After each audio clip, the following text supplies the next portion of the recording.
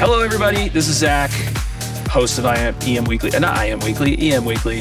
You know what you're listening to. I am joined today by Brandy May.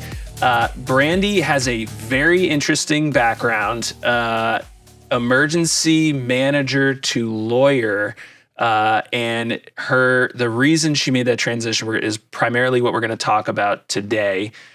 You may have seen her down in Savannah. She happens to be, a local there. Was at IAM. This was her first trip, so we might talk a little bit about her experience at the IAM conference. But most of all, we're going to be talking about her DEI work, and I will let her kind of talk about that. But Brandy, thank you for joining me, and I'm just really pumped to talk about this today.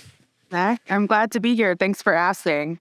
I love social media. Sometimes it connects people that otherwise would never find each other. I have had I've been whiplashing back and forth with social media in the last 48 hours. I've had some great interactions and just some absolutely confounding interactions, but it can be a force for good on occasion, and it can also be this endless cesspool abyss where you just waste your time trying to talk to a wall. But we're going to take a quick break with some words from our sponsors. How do you spell Doberman Emergency Management? EOP, OEP, HVA, HMP, Thyra, TTX, Drone, PDA. Whenever you need an expert, Doberman Emergency Management field experts are there for support. Contact an expert at DobermanEMG.com today. Instinct Ready kits are awesome. Compact, fully loaded, and easy to place around your office, school, campus, warehouse, wherever. I keep a quick pack in my vehicle and one at home. Imagine Instinct Ready, fully loaded Stop the Bleed kits in every school and office. Get Instinct Ready kits and training at InstinctReady.com.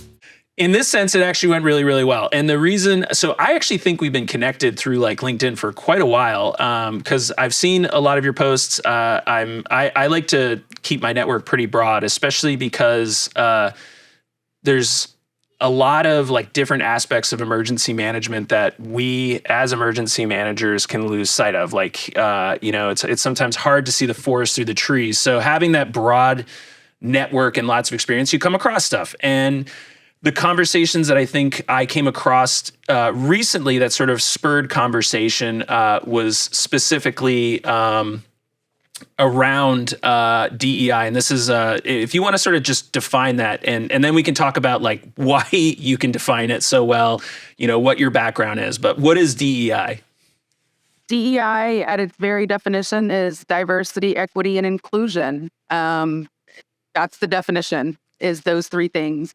And I think when you're defining it with other groups, or when you're defining it in terms of an organization or some sort of structure, I think establishing a common definition is going to be important, because the definition and what it means kind of tertiarily is going to be different for everybody. Or it may even have connotations with political background or, political undertones. And so I think establishing a common definition is step number one for anything that you do, like you just did. But considerations around diversity, equity, and inclusion. And I think probably a lot of emergency managers are starting to pick up on this. Unfortunately, it's 2023. This is not this is a new problem, but it does seem to be much more clearly defined. Literally, there is a definition now.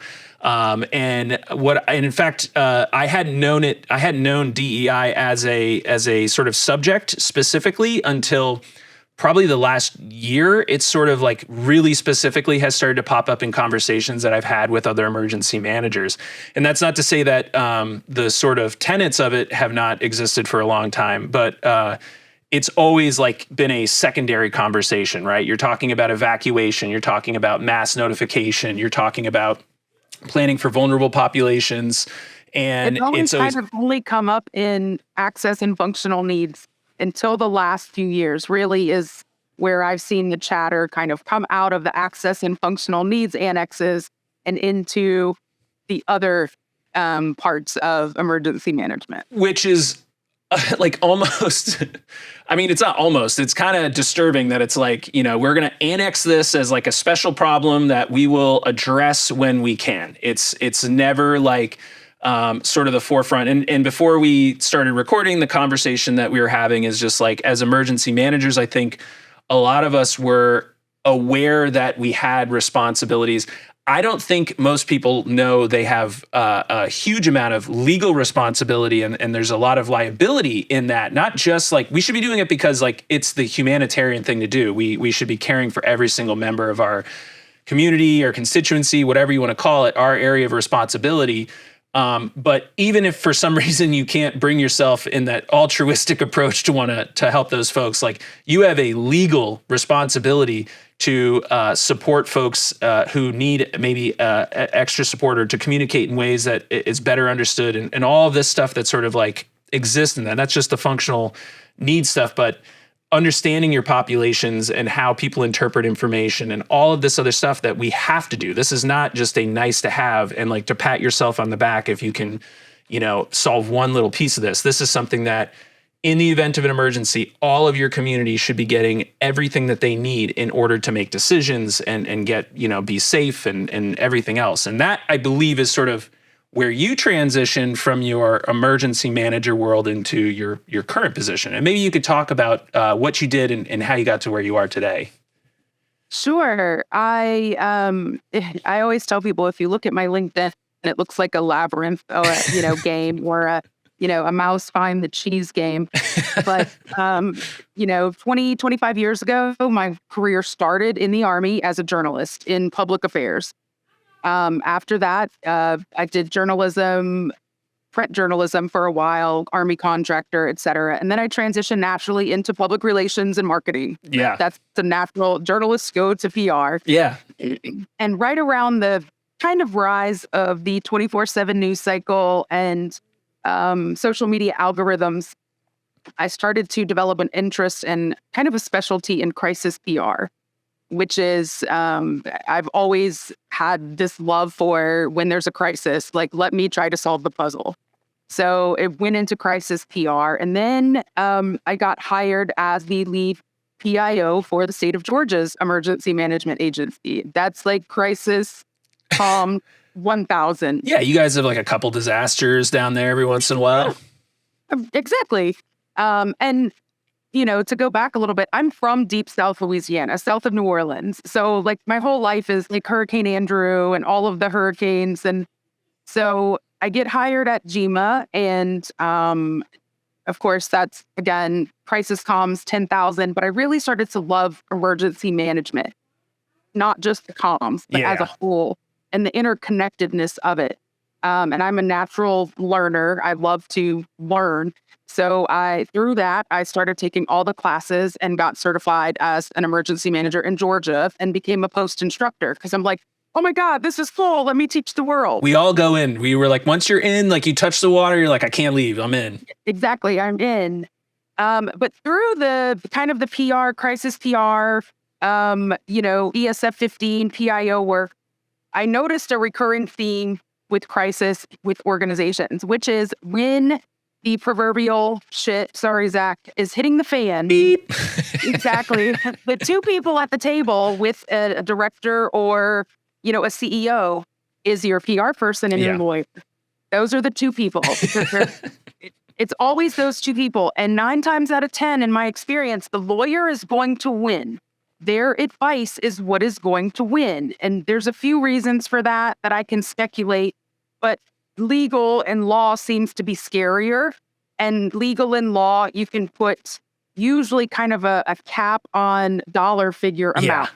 So if I'm sitting at the table with a lawyer as a PR person, I can go, this is a really bad idea. CEO says, well, how much will it cost me? And I'll go, I don't know. I can make some best guesses based on, case studies, but you don't know how the court of public opinion is going to act. Meanwhile, a lawyer can say, okay, you would be liable for this, for this, for this.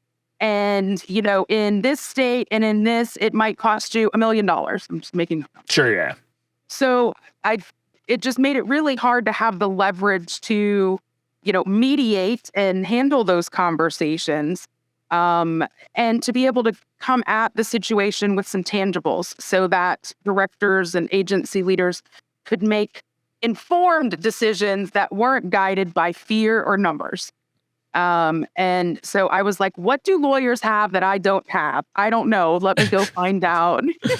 And so I went to law school, and I just got licensed a few months ago, graduated. I went to law school at almost 40, because I could just see the trend of, the liability and the need for, the only lawyers that I ever had access to in emergency management were usually the administrative agency lawyers, and they're there for the higher up. Right. They're not there for the ESF worker bees, and I love all y'all. I've been y'all. That is not a derogatory statement. That's not my intent here. But those sorts of legal questions and having someone to ask it to is not available, unless you go into, the command staff room and go, can I talk to a lawyer? And the lawyer might be at the governor's office, like not available. So, but I could see the lack of knowledge and the lack of ability for leaders, even just ESF leads, to know what those impacts were and to be able to use that knowledge to protect lives and property. Like I guess it's my Army background, and I'm a mom to 4, but it was like my job, I've always felt my job was to save lives first. Like, I don't care about your politics and your lawsuits. We need to go save somebody's life. Well, that's a super so I think a lot of people who are listening in their experience, and I'm going to speak for me personally, when legal gets involved, they're usually the one telling you, like, don't do this, right? Like, versus, like, it sounds like because of your experience, you could be like, no, do it, but here's how to do it in a way that is, like, going to protect you. It's going to protect them. You can still get the job done, but, like, let's not be stupid about it. Like, and I think maybe that's, like, the huge advantage. Like, don't be dumb in your response. We're always like, nope, don't do that. I mean, we're so risk averse, just like emergency managers. And you're absolutely right. There's that hurdle of, like, okay, I don't necessarily just want to be told no, or why you're telling me no, but here's what I need to do. So how can we take the no and make it a maybe? Yes, reduce liability. Okay, yeah, that's a better one. And then, so the other thing that I think probably a lot of folks may know you, and this is what's actually, like, even more sort of impressive. So you're a relatively new IEM member. You did a EM Vision talk on the 6 most dangerous, I think it's the sort of, like, business size, the 6 most dangerous words in business, which is, we've always done it this way.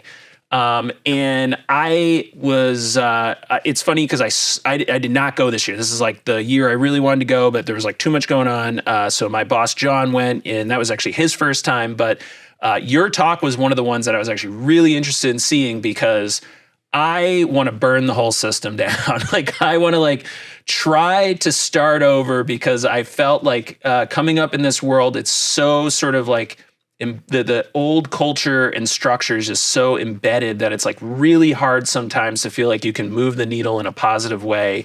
There's also folks who have no desire to move the needle in the right way, or to move it at all. And so having the conversations about, like, this should not be done this way, or we can do better, which is a more aspirational way of saying it, I think is really, really important. And in your conversation, and maybe we'll try to figure out if there's some way we can share that talk for other folks to get out there. But the stuff that you're talking about are, like, fundamental issues in emergency management that I think we've continued to kick down the road. And maybe just talk about, like, what prompted that talk and sort of, like, what you intend to do. Like, is that your starting point? Is that your midpoint? Like, where do you feel like this conversation is? Sure. So the first iteration of, we'll say, that talk. Yeah. But that topic came through EMAG, which is Emergency Management Association of Georgia. Their conference last year, which was in April. And I wasn't a speaker, but I did one of the breakout sessions, and it was called 6 Most Dangerous Words in Emergency Management. And they happened to schedule it during the part of the conference where the county emergency managers were meeting with the GEMA director. There's a part where they all kind of go off and caucus, if you would. So I wasn't expecting a whole lot of people to show up. And there were other breakouts during that time. And it was standing room only. in that room. Now, in fairness, the room is not that big, but it meant about 120 to 150 people. That's pretty impressive. Like, Georgia's a big state, but that's a lot of emergency management people in any space. So that's good. I was shocked because I was like, all right, cool. I'm going to have a chat with like 10 people. And, people just filed in. And it was more of like a teaching / presentation. But my presentation style is always, and teaching style is always interactive. I am not a death by PowerPoint. I'm hey, here's a bullet. Let's chat about it. And so it was a really, really informative, even for me, session. But I went at it with such a way, like my own vulnerability first. So I am autistic. I have ADD, ADHD, PTSD. If you pick some acronyms and pull them out of a hat, I have it. And I also have some physical limitations and disabilities. I have 4 children. Some of them, like their father, is part of what would be considered a minority population. So I have 3 brown children, if you would, even though their skin color is lighter. So even though I look like a privileged cis white woman with a law degree, if you look at me, you wouldn't know all of this other stuff. And so certain presumptions through the conversation were even made about me. And I'm very self-aware of that. So the conversation was enlightening for me, but I got a lot of feedback afterward of like, wow, like you really need to yell this from the rooftops. And I was like, well, okay, let me go climb to a rooftop. Then I got the emails that IAEM was coming. And I was, and they're like, be a speaker, teach a breakout session. I was like, I'm going to go big because literally the conference center, the convention center is, if I could swim against this current, I would be here in 5 minutes because it's right across from where I live.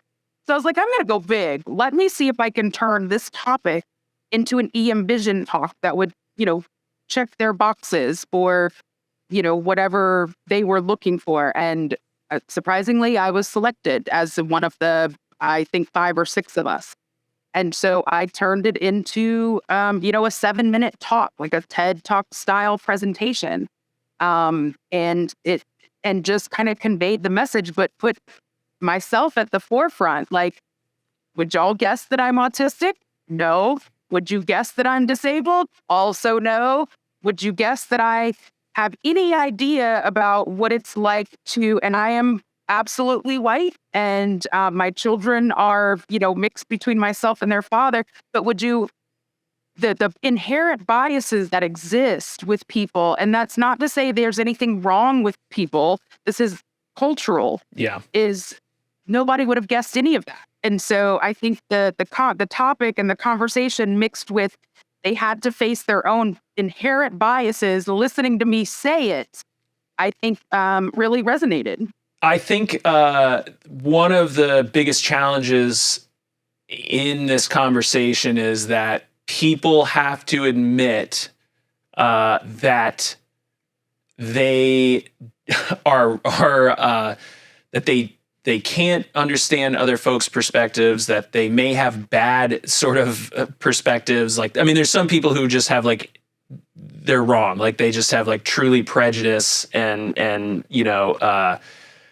malice towards people that are different from them. But I think even the good folks, who are not intentionally ignoring populations or ignoring nobody wants to admit that they have racist thought processes or ableist thought processes. I mean, or that they're part of a system that's sort of built into, which is, I think, like maybe why people were so excited about this is like, I think everyone inherently has that knowledge. Like we know that we can always do better. And sometimes like it takes someone to be like, we can't just accept that we're failing here. Like we have to like stand. I mean, this is actually, I think, what, police departments around the country need to do right now. They're facing the same thing. Like we can't just accept that there's systematic issues here. This has to be faced head on. Emergency management, I think, has been able to skate by for a very long time. Like we were talking about as like, well, we have the annex. Though. Yeah. There are things that I've seen in the last few years that now that I have the lawyer hat that I'm like sad, but usually the wake up calls come when there's a lawsuit or, And I think Hurricane Ian, some of the things that I saw there, and I didn't dig too deeply. Oh, yeah. I'm just headline based. I'm like, there is a reckoning coming for this industry if people don't do better. Yeah, so I'll give some real quick perspective, just sort of how I was faced with this. So I've been an emergency manager in a lot of different roles and different levels. I came into sort of the DEI aspect of my experience started really in higher education for a number of reasons. One is there's a much higher bar in higher education right now due to a number of different regulations that basically require you to alert students to emergencies and communicate threats on campus and stuff. It's a higher standard than like a typical emergency manager has. There's also a lot more built into the Department of Education and other sort of like granting bodies and all this other stuff we're supposed to be taking into consideration. What I realized is, of course, all these regulations are there. When we tried to put it into practice, it became really, really challenging for numerous reasons. One is lack of resources, lack of funding, trying to, swim against the tide that is like really overwhelming because there's so many sort of challenges and failures on our part that like when you're trying to like figure out like, well, where do I even begin to try to fix this? It's like almost impossible. And like most people, I'm like, well, I guess I'll just chip away at it where I can. But even in the conversation we've had before this, when we were talking about this, like that is not enough. And, of course, like we're all limited in our own bandwidth and capacity to actually solve this. But the reality is there's a massive, massive liability. And there, like you said, there will be a legal reckoning. And I think people are just starting to discover this. And unfortunately, most people don't know it till it's way too late. But we have to be leaning into this. This should be like one of our highest priorities because the people that we are failing are the ones that we should be leaning into and helping the most because that is like the humanitarian side of our mission, right? Like is to ensure equitable care and investment and effort. And we just don't, like, for whatever reason, we don't. And if we can't do that with the carrot, which is the good thing, like we're doing this because we want to do it as good people, then we need to start leading with the stick, which is if you don't do it, there will be liability. So maybe chat like just a little bit about like what is that liability, like how maybe even how emergency managers can use this as a way to sort of like do more in that area. Sure. So, like any good lawyer, a couple disclaimers first. This is not legal advice. I am only licensed in the state of Georgia. I am not familiar with the laws everywhere USA or every city USA. So that's very broad. But I think that as a profession, and we can kind of look to the public safety, to the law enforcement right now to understand what I'm about to talk about, which is we as a profession have sat under this kind of blanket of comfort for a really long time because our decisions and our actions are usually protected by sovereign or qualified immunity for the most part. Like you are doing your job, you are immune. And 9 times out of 10, your emergency managers and your agencies are not going to know if a lawsuit has been filed against them. It'll be intercepted by your city or county attorney and handled accordingly with leadership. You know. But there is law, negligence theory that this is not to be scary, but if a lawyer like me, who's a plaintiff side attorney, let's say you came to me, Zach, and you said, hey, during disaster XYZ or based on these plans, I am a disabled person and those plans didn't, account for me and I was injured. Like I lost my house, I lost my mobility devices, I lost my accessible vehicle, whatever it might be. Yeah. I've suffered harm because of the actions or the inaction of these people. At that point, it becomes a liability. There's, because emergency managers have a duty, the basic theories of negligence are, duty, you have a duty as an emergency manager, you breached that duty. The breach of that duty caused the harm, and that harm cost somebody something, life, property, whatever. That's your basic negligence theories. And one of the first things that is looked at when evaluating a negligence claim is, did that entity know or should they have known that this was a threat? So is ignorance bliss, or is ignorance bliss? No, it is not, because a part of negligence, it doesn't have to be a breach of duty or knew or should have known. There's also a part of negligence theory that's deliberate indifference, and that can catch you. Yep. Oof, that sounds painful. That one just sent a shiver up my spine. Yes, deliberate indifference is a way to bring a legal action under a negligence theory. And so it's not enough to be like, well, we didn't know. Well, you should have, or people tried to tell you and you deliberately were indifferent to it. That, it's kind of like, I tell you your tire is flat, and you're like, you know what? I'm not going to pay attention to that tire today because I'm just going to be indifferent. I'm not going to pay attention to it. You get on the road, you cause a car crash. I mean, again, these are very general analogies. You were deliberately indifferent.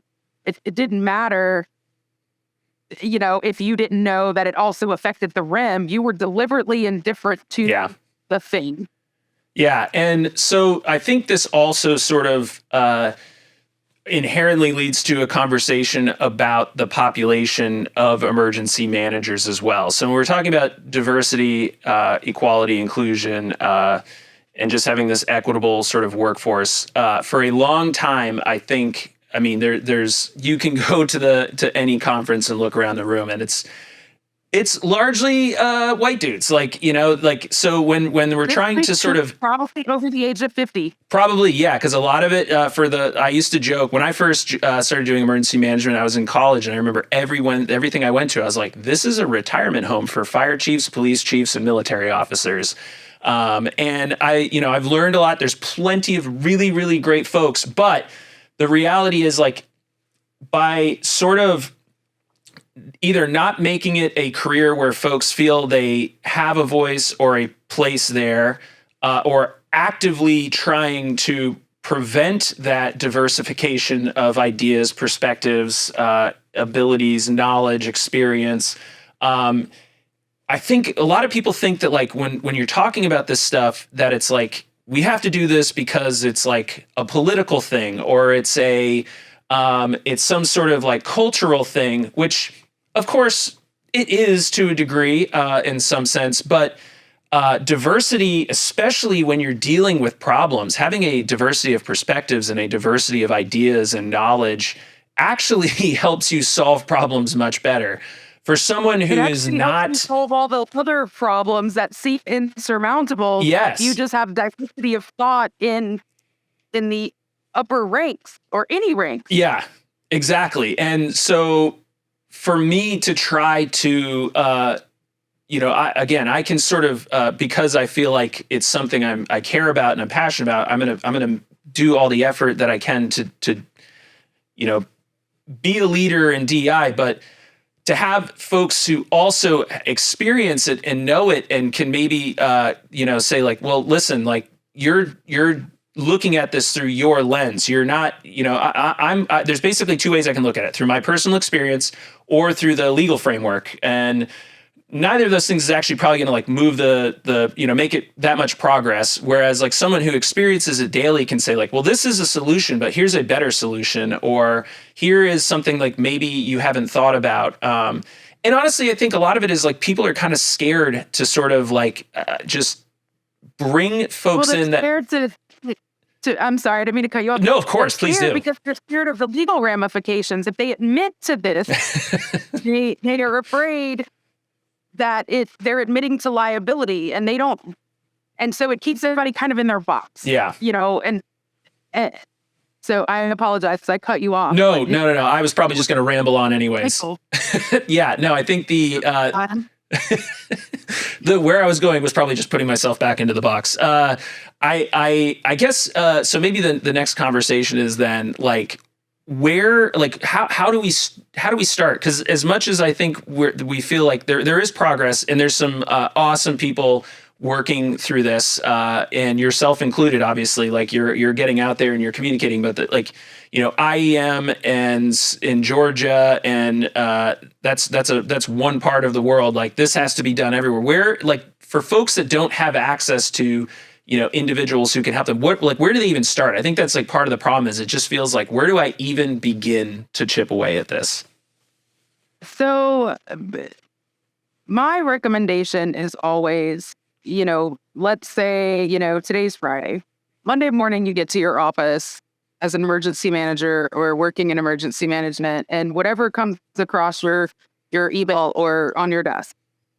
Here's a problem I have to solve. Great. Instead of let me solve it because that's what I do, or let me go ask my coworker, you bring the stakeholders to the table.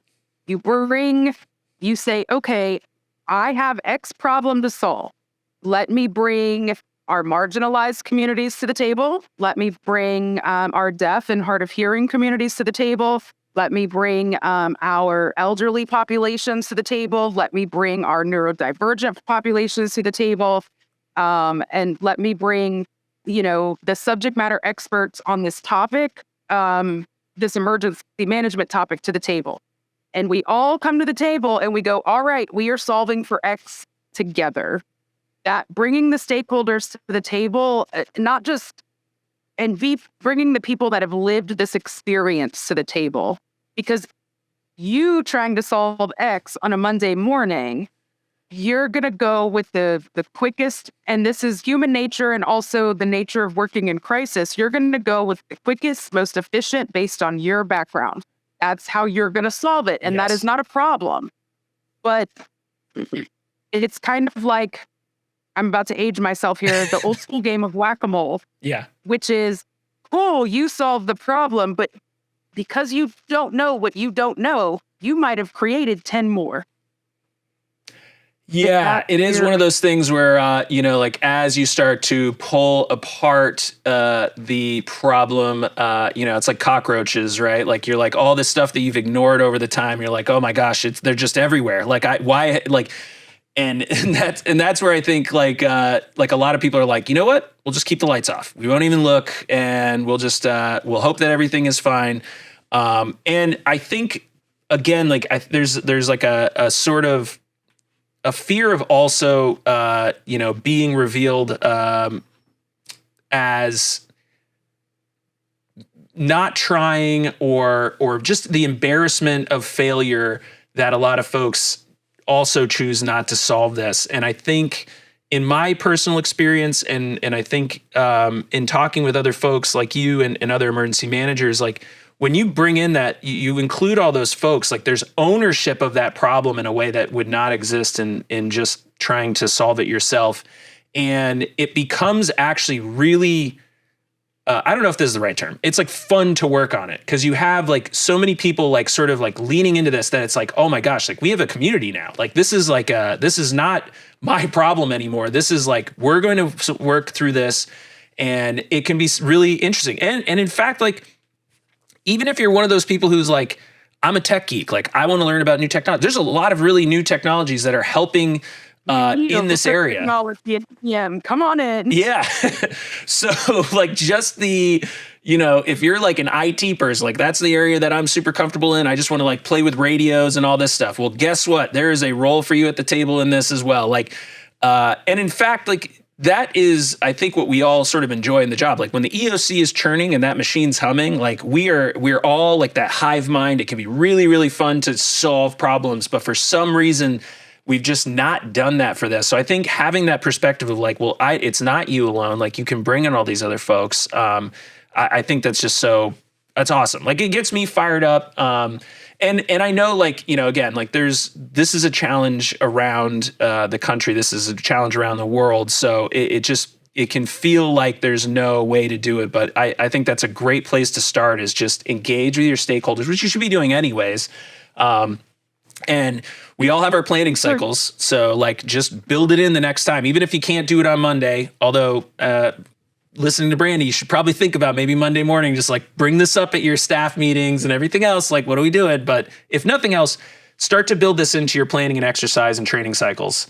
And that way, like if you can, I was just going to go ahead. I was going to say that way you're chipping away at it. So, yeah, absolutely. I will say, in doing this, be very cautious not to put additional burdens on your marginalized communities. True. If you don't have trusted allies in these specific community spaces, do an alt call for them.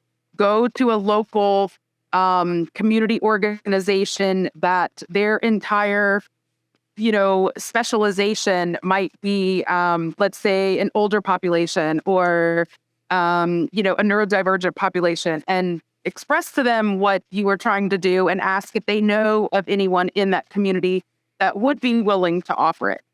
It's, I hearken back to, and again, this isn't my lived experience. This is experiences I've heard through colleagues, but it is the doing that is the quintessential of back when kind of diversity as a buzzword first started.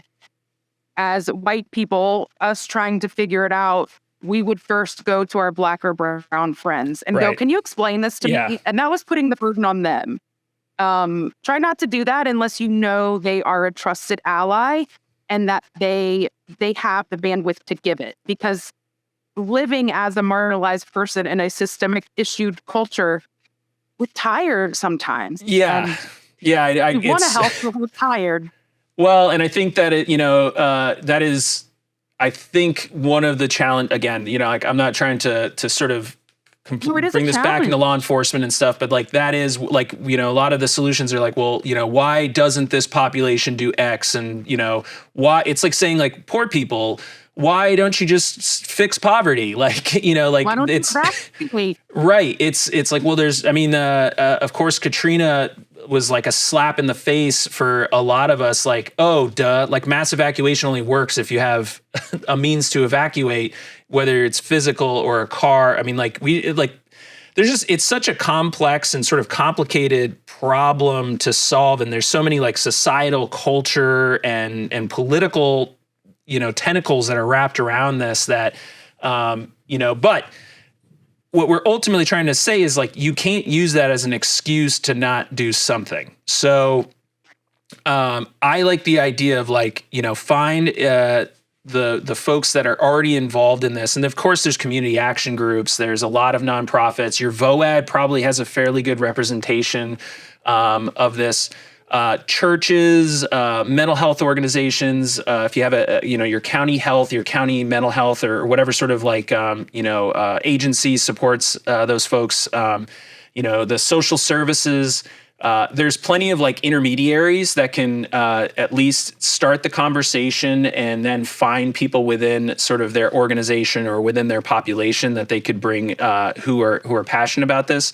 And but yeah, I think that's a really, really, really good point to just like don't put the burden on the folks that are already suffering to solve that problem and make it sure it's a team sport. Like this is something we all have a responsibility for and that we should all be passionately working towards. And again, I think it's like that every problem that we deal with, right? Like it's that starting point that's the hardest part. Once you can get through that, now it's like maintenance and you just build it into your system and eventually it just becomes part of your life. Like you don't think about it. So. And that's part of the key too, is don't just do this with the problem you need to solve Monday morning. Do it then with the problem on Tuesday morning. Yeah. And then the problem on Wednesday morning. And then, because just solving one problem does not give you the mindset to then include all of those communities next time.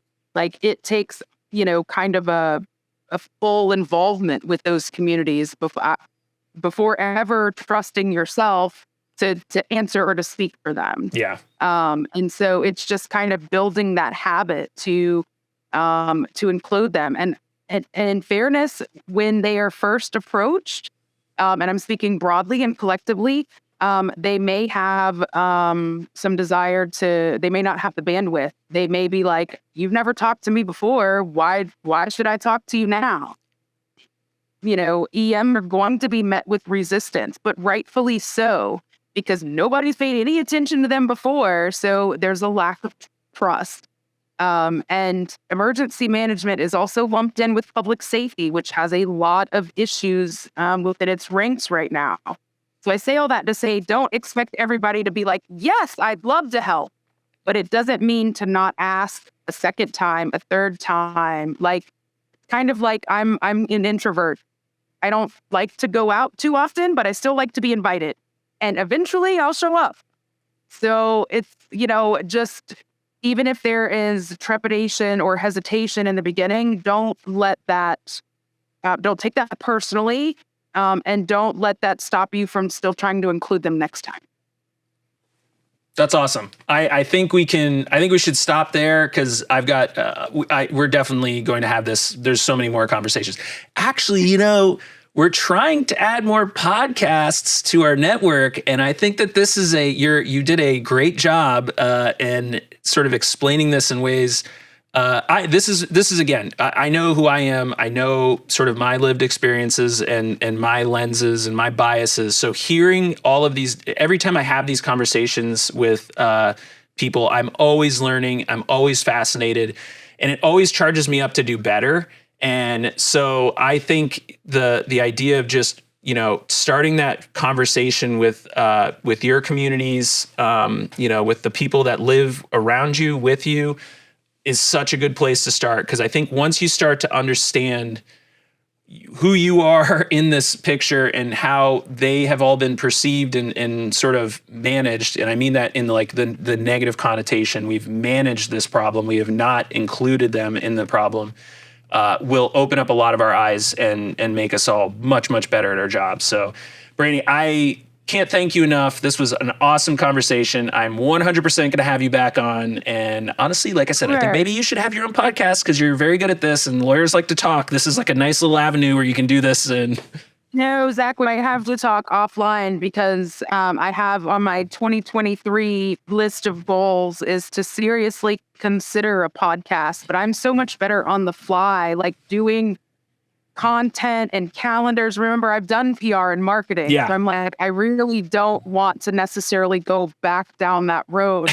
But if somebody throws a microphone in my face, I'm good. So maybe live podcasting. I don't know. I'm not sure. We do live. I debated doing this live. I actually really like live as well because two things happen. One, so I did stand-up comedy for a while, for like a year, 2 years, something like that. And loved it. And it made me very, very good at sort of public speaking. I foot stomped this. Everyone who's listened to me like, oh, geez, here he goes again. But that's something that we teach like baby lawyers and in law school. If people have a fear of public speaking for their assignments or litigation, we tell them to go find an improv. Yeah, it's like, in fact, I'm working with some folks. We're going to have some episodes coming up specifically with improv and comedy to sort of like thinking about problems and how to sort of solve them. But like one of the biggest things I think emergency managers, like a lot of us struggle with, is just like, you have to communicate. Like that's it. That's the job. So having, I think the podcast has sort of like become a cliche in some circles or whatever, but having this, this sort of bully pulpit to get up on and talk about, issues that, maybe people aren't exposed to is awesome. And so I like the live aspect of it because it makes you think on your feet. And like, we didn't actually just like we only had a short conversation ahead of time what we're going to talk about. I was really excited to sort of like see where this is going to go. And it went very naturally to where I think we all wished it would go. So I 100% support you. I will do whatever it takes to make sure you have a podcast because I think this conversation needs to be had. And in your circle, you're going to have a lot of folks that like I probably don't even know of and would have thought to bring on to sort of give them a voice as well. So look forward to Brandy Mays. We'll be working on the branding and the names and all that stuff. That podcast will be coming in 2023, 100%. And again, thank you so much. If you, this is like the I hate this part, but it is the call to action, the influencer side of this. Like, subscribe, please comment. Let Brandy know that you You want her to do the podcasts, as well as like if you have questions, comments, and you don't have to necessarily do it broadly in like YouTube or on a public thing. If you want to send me a message or Brandy a message privately, she's pretty active on LinkedIn, so I'm sure if you check in with her there, she'll respond. I know that I'm there's out people. there. Also, I'm also pretty vocal and verbal on Twitter. Oh, nice. Oh, yeah, so- that's right. I have a burner account. I don't. My Twitter life is very different from my other social media Absolutely. accounts. I'm like, LinkedIn is very curated. Twitter is. That's where she's getting real. Let me tell you how I really feel. So if you want to stir some stuff up, get on Twitter. 100%. Let's keep this conversation going. And all of you who are listening, please go back on Monday morning when you get to your office or you're working from home. Like, just pause and think for a second, like, what can I do this week to do a better job? Like, how can I start? And she's given you a lot of awesome places to begin. And like I said, please, reach out to us. I can connect you to her if you have my contact information, but we have to do better. You have allies in this. Let's all do better. Thank you again, Brandy. Thanks a lot.